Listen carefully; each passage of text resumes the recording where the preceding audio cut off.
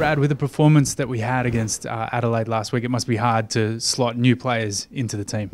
Yeah, it's a good problem to have, though. I mean, we're in pretty good shape physically, so we've got everyone really except Tom Curran and Hamish McIntosh available. So after a good win, you reward form, and there are some players who have been in very good form in the VFL that can't quite squeeze into the side just yet.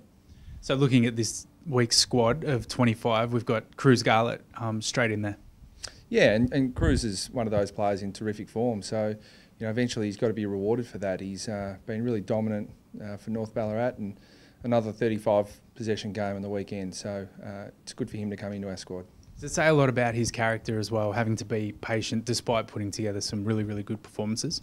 Yeah, it does, and his work rate's second to none. He's doing a lot of extra work.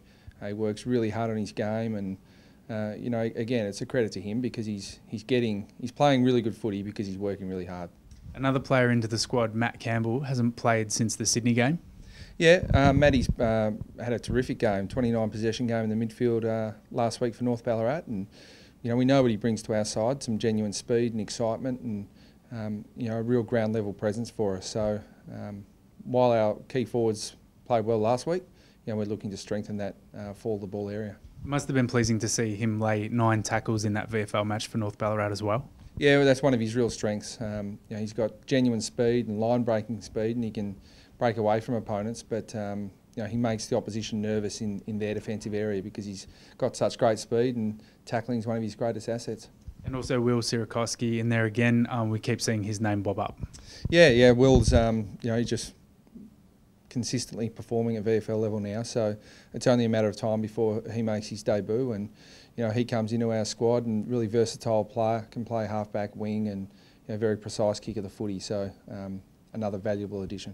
And how would you sum up this week's squad?